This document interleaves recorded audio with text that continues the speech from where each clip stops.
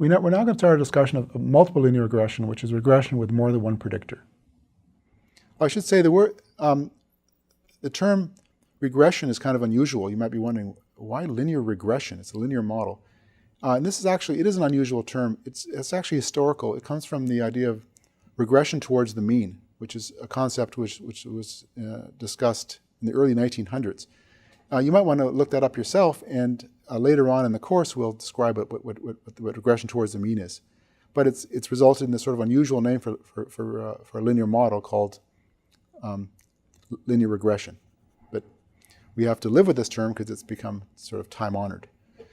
So multiple linear regression now extends the simple model to we have more than one predictor. Like in our example, we have 3 predictors, right? So we want to fit them all together and use them all together to predict the outcome. So here's the model.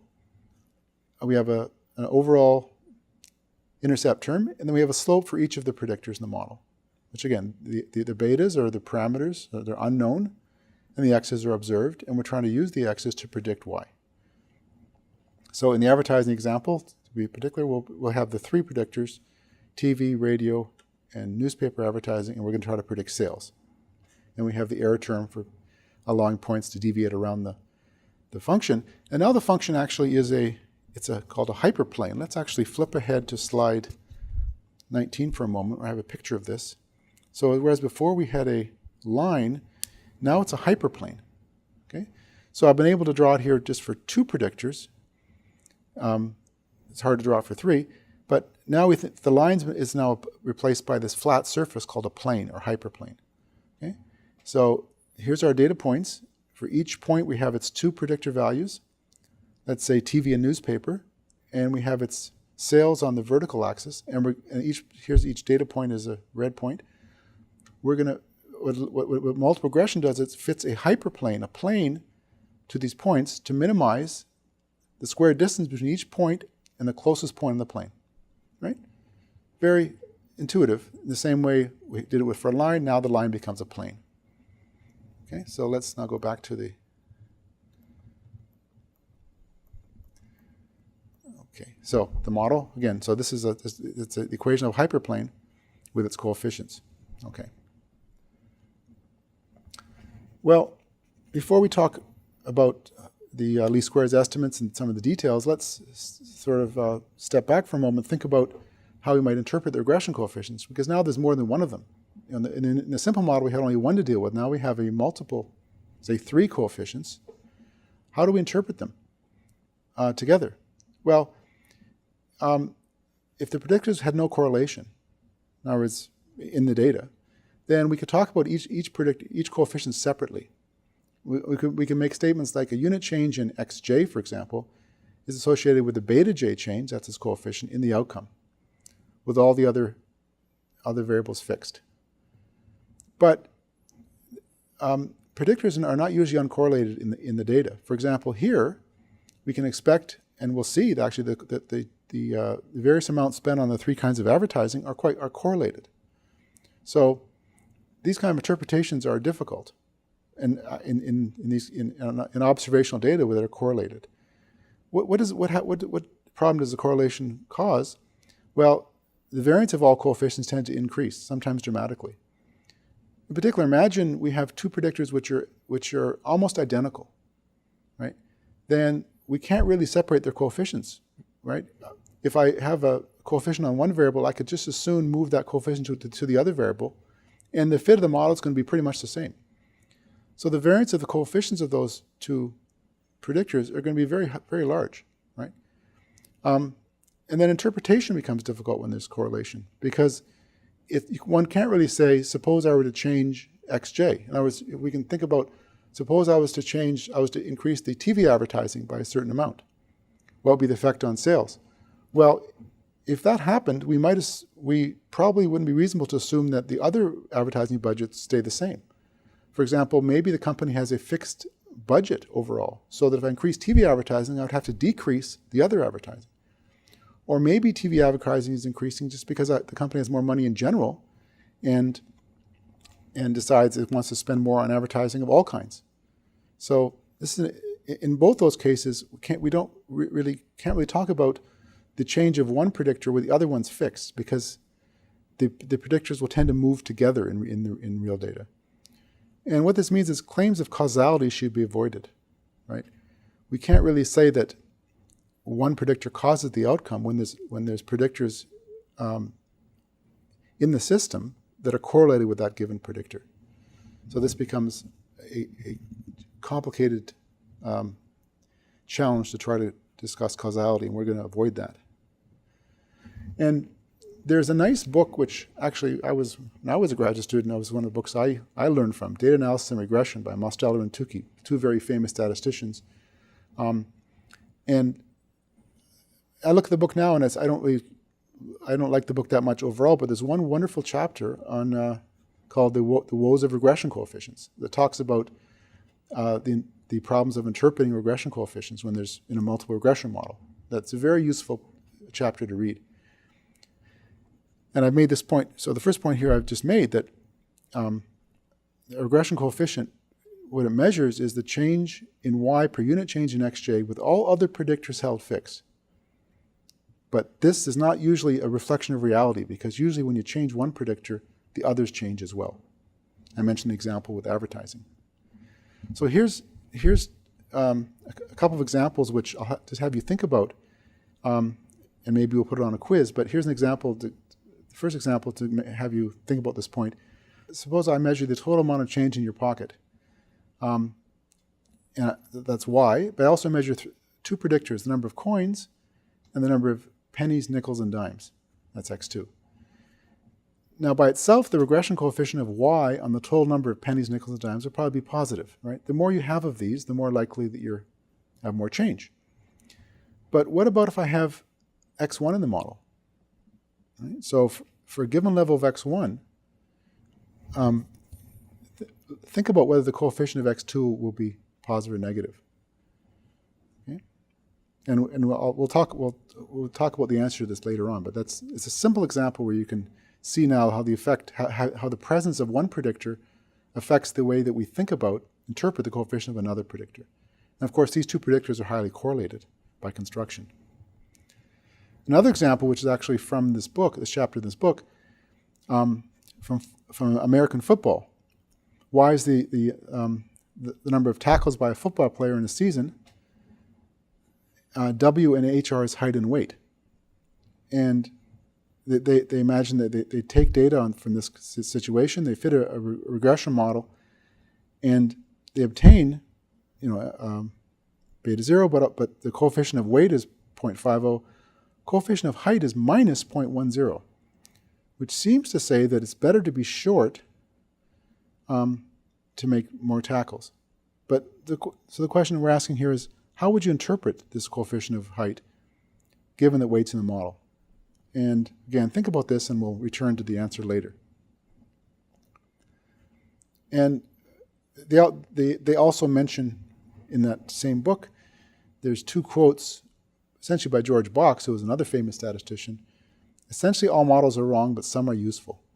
So this is it's interesting because it's true that, as we saw, like on the very first slide, the regression model, a linear model, is never exactly right, but it's often very useful. So it's important to remember that the model that you assume is, not to take it too seriously. Test out your model. Remember that it's going to be wrong, but also remember the fact that despite the fact it's an approximation, it can be a very useful approximation in many situations.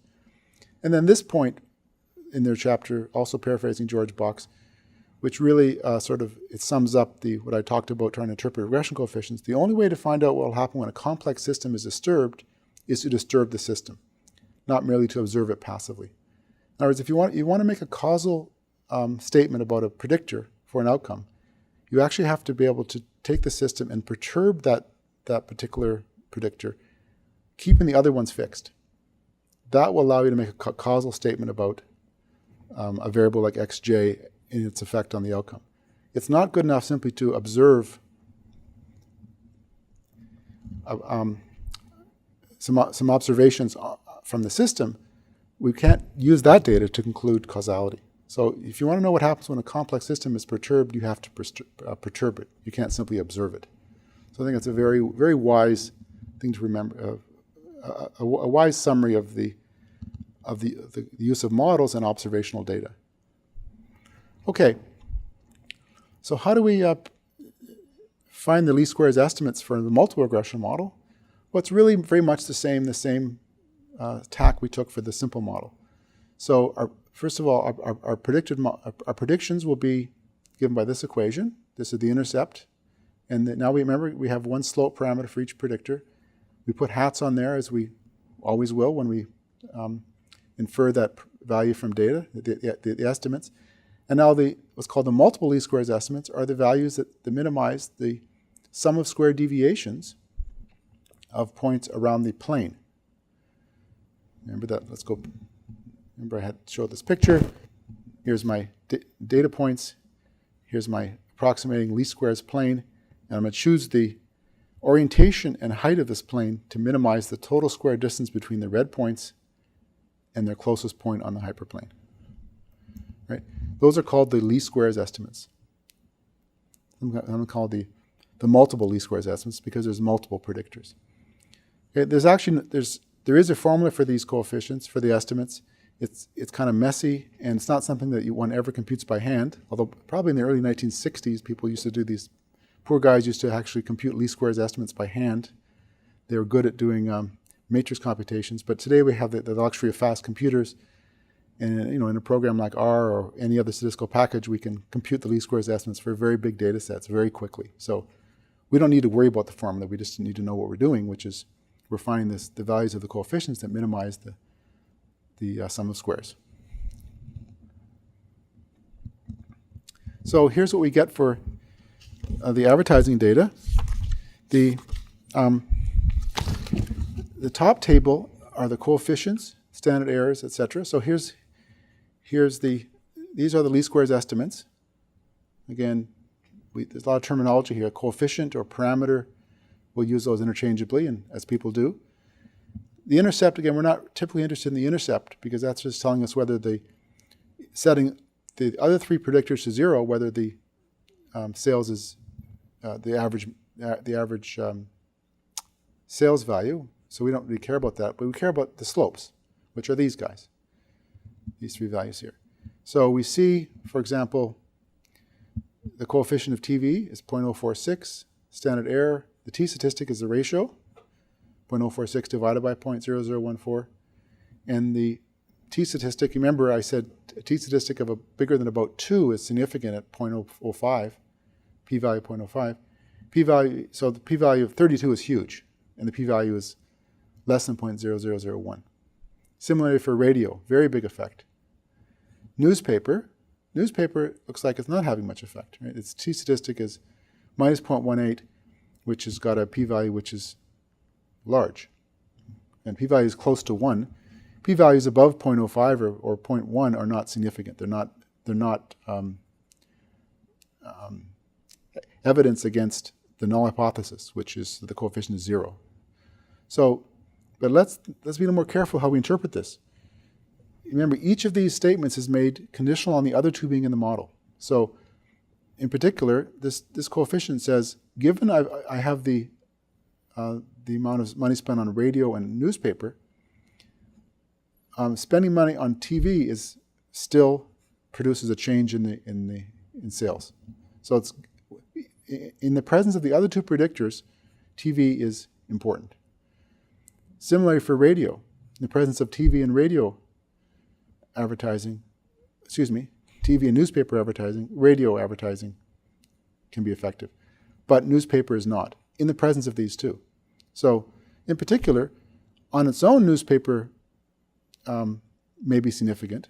Its coefficient may be significant, but in the presence of the other two, in the multiple model, it's not showing significance. And we can look at the correlations actually here. Here are the simple correlations between the predictors. And we see there's some significant correlations. For example, TV and sales, well, TV sales is the outcome, but in particular, let's see, radio and newspaper have a correlation of 0.35.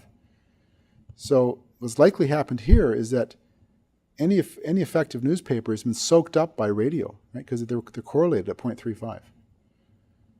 So with the radio in the model, newspaper is no longer needed. It doesn't tell us anything more. It doesn't improve the prediction given we've measured the radio advertising. And that's because of the correlation being 0.35. On the other hand, it looks like TV and radio are pretty uncorrelated. And so their effects are somewhat complementary. So that completes our discussion of this example. In the next segment, we'll talk about some important questions that arise when you use regression for real data analysis.